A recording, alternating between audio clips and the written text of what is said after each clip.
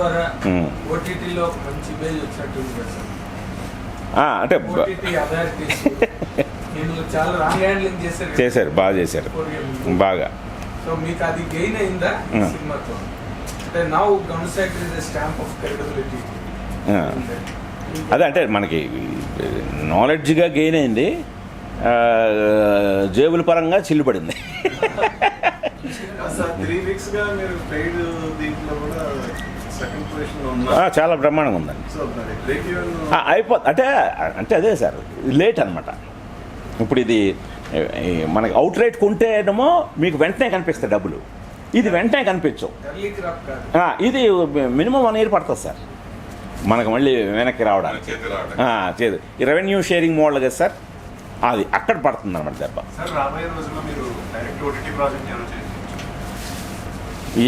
ఇప్పటివరకు అయితే ఏమనుకోలేదు. ఇంతవరకు ఓటీటీలో ఓన్లీ తెలుగు లాంగ్వేజ్ మాత్రమే ఎక్కడికైనా కనబడుతుంది. కొంతమంది మా ఫ్రెండ్స్ ఎవరైతే మలయాళం వాళ్ళు ఎవరైతే ఉన్నారో మ్యూజిక్ వచ్చి understand there also watch the film. తమిళ్లో కానీ మలయాళంలో కానీ మా టైంలో రిలీజ్ అయ్యి బాగుంది అని చెప్పి చాలా మంది అన్నారు. సో ఓటీటీలో అదర్ లాంగ్వేజెస్లో ఎప్పుడు రిలీజ్ చేయబోతున్నారు, ఎప్పుడు రాబోతుంది? అదే అండి, ఇది యాక్చువల్గా తమిళ్ అయితే ఆల్రెడీ రెడీగా ఉందండి. ఇప్పుడు హిందీకి విపరీతమైన డిమాండ్ ఉందండి, అసలు చాలా డిమాండ్ ఉంది. మీరే చూస్తే మీకే అర్థం అవుతుంది. ఒకసారి మీరు కొడితేనే చాలా డిమాండ్ ఉంది. అది ఒక మంచి ప్లాట్ఫామ్ కోసం చూస్తున్నామండి. కొద్దిగా నేషనల్ ప్లాట్ఫామ్ అయితే రీచ్ బాగుంటుంది కదా అని చెప్పి అది హిందీ తమిళ్ తొందరలోనే వస్తాయి సార్.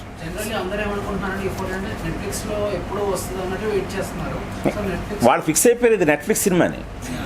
ఇది నెట్ఫ్లిక్స్లో లేదనే వాళ్ళు షాక్ అవ్వడమే కాకుండా అసలు ఓటీటీ రిలీజ్ బిఫోర్ అవ్వలేదా అని కూడా ఆశ్చర్యపోయారు. ఈ కథ కానీ ఇది కానీ ఇదని అలాంటి ఒక యూనివర్సల్ కాన్సెప్ట్ అని. అదే అవును అవును అదే అవును అవును. కానీ అసలు ఇలాంటి ఒక యూనివర్సల్ కంటెంట్ నేషనల్ అక్రాస్ అందరూ కూడా చేయాల్సిన కంటెంట్ మీరు ఎందుకు భూమికి లాంటి ఆర్టిస్ట్ పెట్టుకుని కూడా పాన్ ఇండియాకి ఎందుకు వెళ్ళలేదండి? పాన్ ఇండియా మాట దేవుడు ఎరుగు సార్, రీజనల్ తెలుగులోనే మనం మార్కెట్ చేయలేకపోయాము. అంటే అదే అండి, అంటే ఫస్ట్ ఇప్పుడు పాపం ఎవరెవరో కూడా కొందరు రాస్తున్నారు కదా, అసలు 40+ ఆడాళ్ళకి ఇక్కడ క్యారెక్టర్లే రాయట్లేదు సరిగాని. అలాగా మీరు 40+ లేడీని పెట్టుకొని మీరు బిజినెస్ అవ్వాలన్నా థియేటర్కి రావాలన్నా అది అంత ఈజీగా జరిగే పని కాదు సార్. దానికి మీకు వెనకాతల గట్టి బ్యాకింగ్ ఉండాలి, ఉన్నప్పుడే అది మార్కెట్ చేయగలుగుతాం. అదర్వైజ్ మార్కెటింగ్ ముందు ఓన్లీ తెలుగుకే కష్టం అవుతుంది. ఏదండి మామూలుగా అండి, నేను చాలా విగ్రస్గా ఉన్నాను. ఎందుకంటే నాకు అంటే రుద్రమదేవి తర్వాత హిరణ్యకశిప ప్రాజెక్టు 7-8 ఏళ్ళు తీసేసుకుంది నన్ను. అది లాస్ సార్. ఆ టైం ఉందే అంటే నా కెరియర్లో చాలా క్రీమ్ టైం అనమాట అది. 7-8 ఏళ్ళు అంటే ఒక జరిగే సినిమా బయటికి వస్తున్న సినిమాకి 10 ఏళ్ళు పట్టినా పర్వాలేదు, అసలు బయటికే రాని ఒక సినిమాకి అన్ని సంవత్సరాలు వెచ్చించేసరికి అది బాగా లాస్ ఫీల్ అవుతున్నాండి.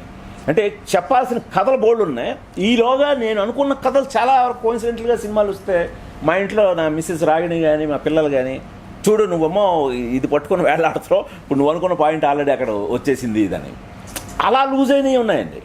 సో అందుకని ఇప్పుడు ఇంకా ఇది తీసుకోదలుచుకోలేదండి. ఇప్పుడు అందువల్ల బాగా అంటే కథ ఇదొకటే సార్ నా స్ట్రెంగ్త్. నేను నమ్మేది కూడా కథ కూడా నేను ఊరుకునే ఒక లైన్గా చెప్పనండి. ఫుల్ స్క్రిప్ట్, బౌండెడ్ స్క్రిప్ట్ వేస్తాను నేను. 3 గంటల కథ 3 గంటలు చెప్తాను. మీకు విన్న హీరోకైనా ప్రొడ్యూసర్కైనా ఈ బడ్జెట్ ఎంత అవుతుంది, ఇది ఎంతవరకు వర్కౌట్ అవుతుంది, పూర్తి ఐడియా ఇచ్చేస్తుంది సార్. సో అందువల్ల వాళ్ళు ఎస్ఆర్నో అది ఒక క్లియర్ పిక్చర్ వచ్చేస్తుంది. ఇప్పుడు ఆ రోజున మరి ఇందాక మనం మిత్రుడే అడిగాడు, అసలు రామాయణం సినిమా తీసి చూడాలని కథ తయారు చేయడం ఏంటి సార్? అసలు చిరంజీవి గారి కథ తయారు చేసి ఒప్పించడం అంటే ఒక రైటర్కి మినిమం 5-6 ఏళ్ళు పడుతుంది.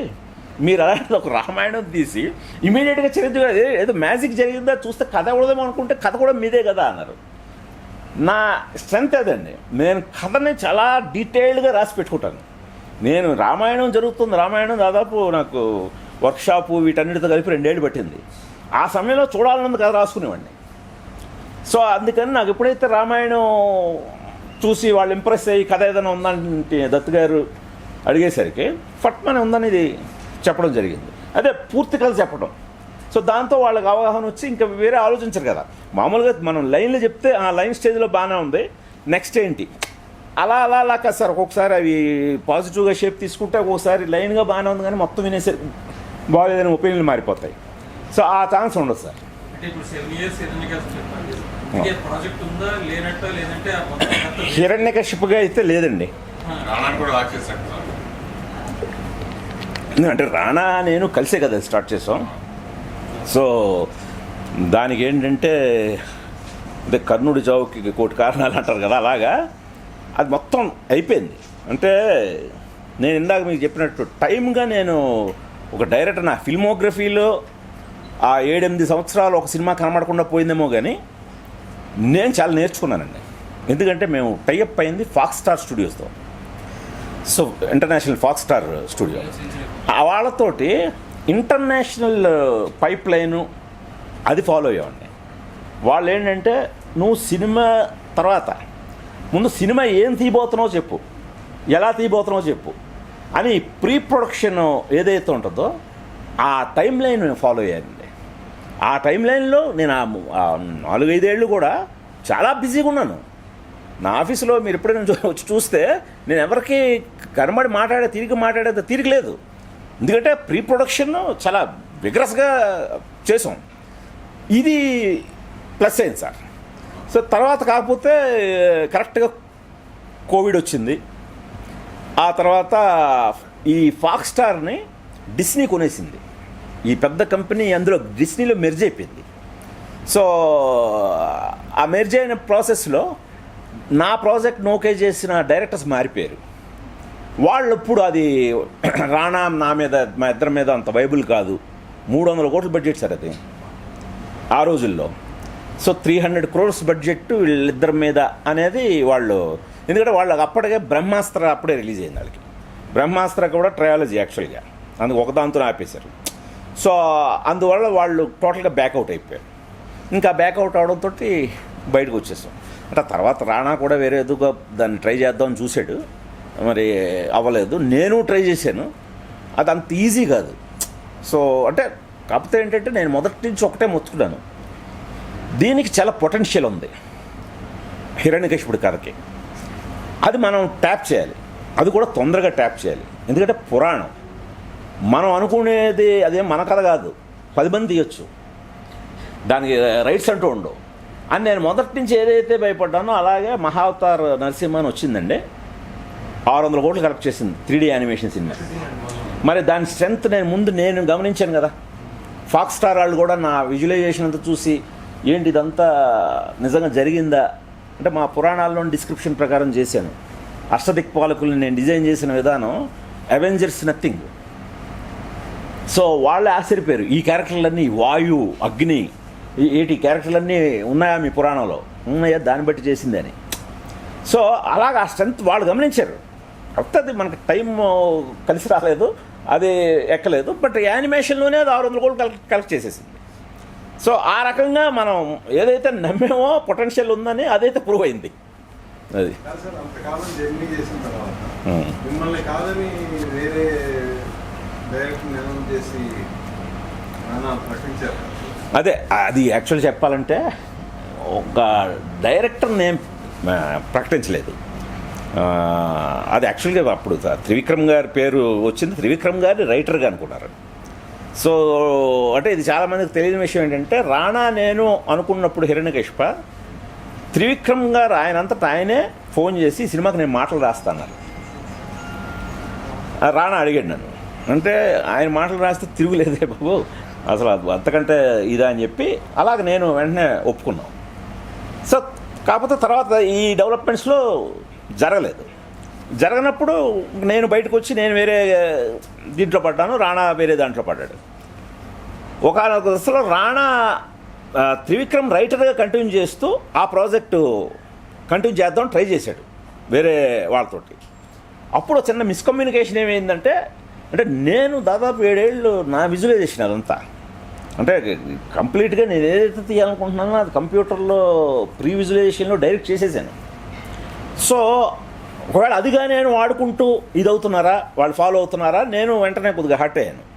హర్ట్ అయ్యి ఇమీడియట్గా నేను మనబోటి వాళ్ళ దగ్గర చెప్తే, ఇప్పుడు వెంటనే పాపం చాలా రెస్పెక్టెడ్గా త్రివిక్రమ్ నాకు ఫోన్ చేసి, అబ్బాయి ఇది నేను డైరెక్ట్ చేసే ఉద్దేశం లేదు నాకు, నేను రైటర్గానే, ఇంకా రానా అసలు మీరే డైరెక్టర్ అన్నట్టుగానే అన్నాడు, సో అందువల్ల ఇది అసలు ఇది తీస్తే మీరే తీయాలి సార్ అని పాప ఆయనే స్వయంగా నాతో ఫోన్ చేసి ఒక 20 నిమిషాలు చెప్పారు.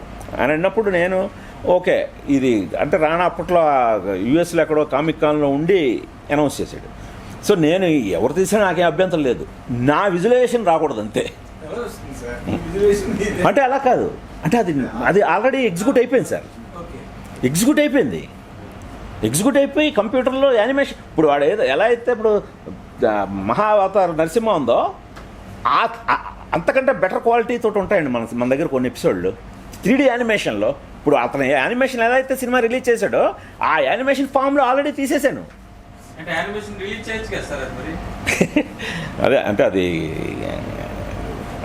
రిలీజ్ ఇప్పుడు చేయలేం, అప్పుడు అలా చేసినా మనకి ఇది దక్కేది. ఇప్పుడు నరసింహ ఎలా అయితే ఇదోయిందో అంటే అప్పుడు మనం లైవ్ యాక్షన్ అని కదా బాగా బ్యాంక్ చేసుకున్నాం, సో అలా లాస్ అయ్యాం అన్నమాట. సార్ పెద్దమ్మ గుడి పక్కన ఇన్స్నోమియా అనే ఒక పబ్ ఉంటుంది సార్. ఆ పబ్లో పార్టీ తర్వాత అమ్మాయిని తీసుకెళ్లి మైనర్స్ ఒక 4 మెంబర్ బాయ్స్ అండ్ ఒక గర్ల్ని రేప్ చేస్తారు మైనర్ అమ్మాయి. దాని ఆధారంగానే యూఫోరియాలో మీరు మొదటి సన్నివేశం నుంచి చిత్రాన్ని అంటే కథను అందుకున్నారు. అదే అదేంటి మనం ఎందుకు అఫీషియల్గా చెప్పటం, ఆయన ఆఫ్ ది రికార్డ్ అది అందరూ తెలుసు, అందరూ రాశారు అది. మళ్ళీ అది చెప్పాం కూడా, మనం అఫీషియల్గా చెప్పడం మంచిది కాదు.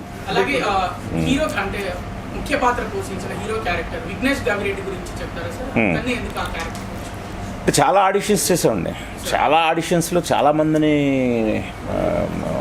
చూసి రిజెక్ట్ చేసాం. సో ఫైనల్గా మాకు ఇతను యూఎస్లో ట్రైనింగ్ అయ్యాడు, సో అతన్ని అక్కడి నుంచి నాకు జూమ్లో ఆడిషన్ ఇచ్చాడు. ఆడిషన్ ఇస్తే ఇతను చాలా కరెక్ట్, అసలు క్యారెక్టర్ని బాగా అంటే ఆల్మోస్ట్ బౌజ్ చేసేసుకున్నాడు.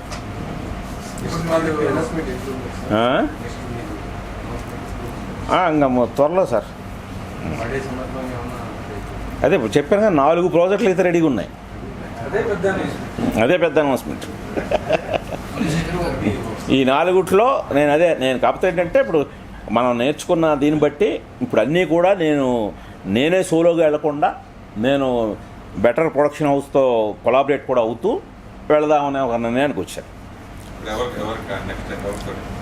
అదే ఇప్పుడు కథ ఇప్పుడే ఫినిష్ అయింది, ఫైనల్ డ్రాఫ్ట్.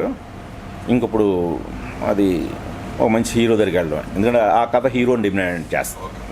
ఇప్పుడు ప్రొడక్షన్ హౌస్ కొలాబరేషన్ అంటే బాగా డబ్బులు ఉన్న వాళ్ళతో కొలాబరేట్ అవుతున్నారు, క్రియేటివ్గా ఉన్న వాళ్ళతో అవ్వట్లేదు. ఎందుకు క్రియేటివ్గా ఉన్న వాళ్ళు, మనం క్రియేటివ్ సైడ్ మనం చూసుకుంటాం, డబ్బుల సైడ్ వాళ్ళు చూసుకుంటారు, అంతే కదా. అదే క్రియేటివ్ సైడ్ బాగా టాప్ కానీ అదే దానికి వేరేగా కొలాబరేట్ అవ్వట్లేదు అనేది నా ఉద్దేశం. లేదు అవుతామండి, అది కొంచెం యూఫోరియాతో ఆ పాఠం ఒకటి నేర్చుకున్నాం, సో అందుకని ఇక మీట ఆ జాగ్రత్త తీసుకోవాలనుకుంటున్నాం. శేఖర్ గారు జనరల్లీ మలయాళం ఫిలిమ్స్లో జీతో జోసెఫ్ గారు అంటే హార్డ్ హిటింగ్ ఫిలిమ్స్ ఇస్తున్న డైరెక్టర్ అంటే జీతో జోసెఫ్. నా ఫస్ట్ వచ్చే పేరే అది, హీరో కానీ మన దృశ్యం కానీ. ఇప్పుడు యుఫోరియా అనే సినిమా అలానే అవార్డ్ మీ జీతో జోసెఫ్ అని మాకు ఫిక్స్. యాక్చువల్లీ గుణశేఖర్ గారు ఇస్ అవార్డ్ జీతో జోసెఫ్ అంటే గుణశేఖర్ గారు ఇంకా మాకు కావాల్సిన యూత్కి కావాల్సిన ఇలాంటి మెసేజ్ ఫ్యామిలీస్ ఇలాంటివి కావాలి. నెక్స్ట్ తీసుకుపోయే కథలు ఎలాంటి ఎలిమెంట్స్ని మీరు తీసుకోబోతున్నారు సొసైటీకి కానీ ఎట్లా?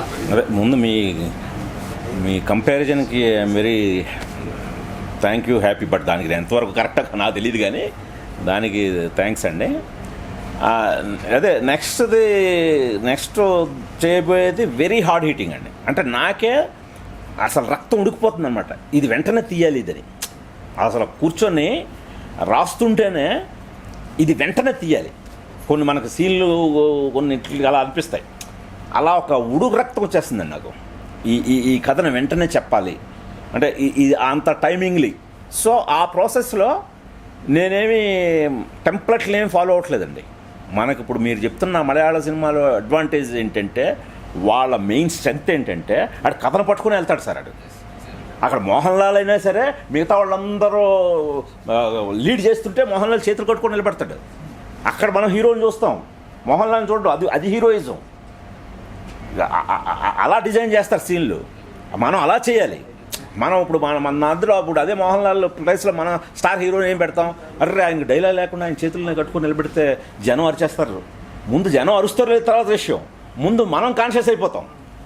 లేదు ఆయనకి ఏదైనా కొద్దిగా లీడ్ ఇస్తే బెటర్ కదా, ఈ సీన్లో ఆయన కూడా ఏదైనా పార్టిసిపేట్ చేస్తే బెటర్ కదా అని మనం పార్టిసిపేట్ చేస్తాం, పోద్ది సీన్.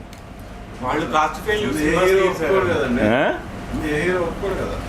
ఇప్పుడు హీరోల్లో మార్పు వస్తుందని అనుకుంటున్నాను సార్. ఎందుకంటే వాళ్ళు ఇప్పుడు మలయాళం సినిమాలను చూసి మరి అద్భుతంగా లైక్ చేసేస్తున్నారు.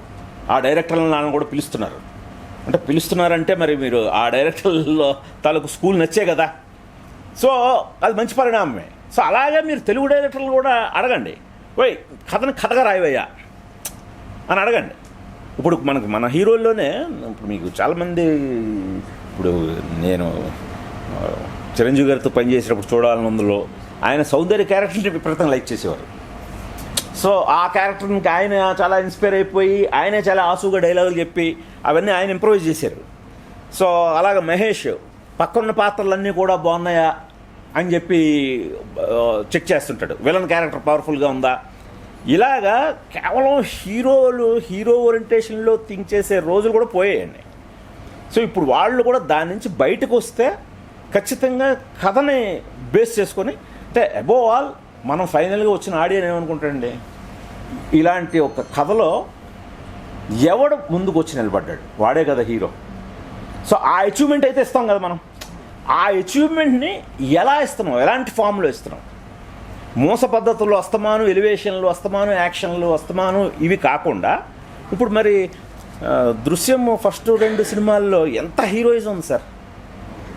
మరి ఇప్పుడు మీరు ఆయనే చెప్పారు ఆ సినిమాలో అస్తమానం, అందుకని అదే చెప్తున్నాను నేను కూడా. సో ఎంత హీరోయిజం ఉంటుంది, చాలా కామ్గా ఉంటాడు, ఫ్యామిలీతోటి తిరుగుతుంటాడు. బట్ అతను వేసే ఎత్తులు కానీ ఇవన్నీ చాలా బ్రిలియంట్గా ఉంటాయి. సో అదే బ్రిలియన్స్ని మనం ఒక ఎలివేషన్ తోటో ఒక స్లో మోషన్ తోటో హైలైట్ చేయాలనుకోలేదు. అందువల్ల అది ఈ రోజున ఒక ఇండియన్ మలయాళం సినిమా హాలీవుడ్లో రీమేక్ అవుతుంది. ఆ సినిమా ఎందుకు? హాలీవుడ్ స్టాండర్డ్స్ ఆఫ్ రైటింగ్ అది మీరు తీయబోయే నెక్స్ట్ 4 సినిమాల్లో తెలుగులో ఒక ఫార్మేట్ ఉంది, 6 పాటలు 4 యాక్షన్ అసలు ఉండదండి. అలాంటివి ఇందులో 1-2 పాటలు పెట్టినందుకే నన్ను పట్టు వాయించారు యూఫోరియాలోనే. ఎందుకు సార్ ఆ 1-2 పాటలు కూడా అద్దే అని చెప్పి. సో అది నాకు నచ్చింది అలా కామెంట్ చేయటం. ఇంకా పాటల్లోనే కాన్సెప్ట్ వదిలేదు సార్. సో నెక్స్ట్ రాబోయే సినిమాలు ఎలా సార్, ఇలానే 2 years 3 years లేదంటే లేదు ఇప్పుడు నేను అనుకుంటున్నది ఏదైతే హీరోతో అనుకుంటున్న కథ అయితే 6వ నెలకు రిలీజ్ ఇస్తాను, 6th month రిలీజ్కి ఇస్తాను. స్టార్ట్ చేసిన కొబ్బరికాయ కొట్టిన దగ్గర నుంచి 6వ నెలకి రిలీజ్ అంతే. సో కంప్లీట్ స్టోరీ డ్రివెన్, దానికి ఎక్కువ టైం భారీ సినిమానే బట్ చాలా వెల్ ప్లాన్డ్గా ఉంటుంది. ఎందుకంటే ఫుల్ స్క్రిప్ట్ మన దగ్గర ఉంటుంది, మనకి వేస్టేజ్ ఉండదు, ప్రతిదీ కూడా ప్రీ ప్లాన్డ్ ఉంటుంది. కాబట్టి అలా అంత టైం తీసుకోవాల్సినవి ఉన్నాయి. ఇప్పుడు నేను ఏదైతే ఒక పర్టికులర్ ఇందులో ఈ 4 ఒక పీరియడ్ ఫిల్మ్ కూడా ఉందండి. సో అది డెఫినెట్గా నేను ఏదైతే 7 సంవత్సరాలు టైంని లూజ్ అయ్యాను అని అనుకున్న దానికి ఒక నాకు ఏమో అది చేయకపోవడం, ఒకవేళ ఇది జరగడం కోసమేమో అన్నంతగా ఒక యూనిక్ థాట్ వచ్చింది సార్. సో అందువల్ల దాన్ని ఇప్పుడు ఆచితూచి వెంటనే నేను దిగిపోవడం కాకుండా దానికి కరెక్ట్ అయిన ఇన్వెస్టర్స్ని వీళ్ళని సెట్ చేసుకుని, ఎందుకంటే ఫుల్ బౌండ్ స్క్రిప్ట్ ఉంది అది విత్ కాన్సెప్ట్లతో సహా. అందుకని అది చూస్తే దీని అది 150 to 200 crore బడ్జెట్. సో ఆ బడ్జెట్ దాని మీద పెట్టొచ్చా లేదా అనేది కూడా నేను ఇచ్చే స్క్రిప్ట్ తోటి, నేను ఇచ్చే ఆ కాన్సెప్ట్స్ తోటి అర్థమైపోతాడు, ఒక క్లారిటీ వస్తుంది. సో అందుకని ఈసారి పకడ్బందీగా ఇదివరకు ఏంటంటే నేను కొద్దిగా అత్యుత్సాహంతో ముందు తర్వాత ఎవడో ఒకడు వస్తాడులే అని చెప్పి దూకేసేవాడిని. ఇప్పుడు అలా కాకుండా లేదు వచ్చినప్పుడే దిగుదాం, అది మనం ఏం తొందర లేదు, ఇప్పుడు అది ఎవడో పట్టుకెళ్ళిపోడు.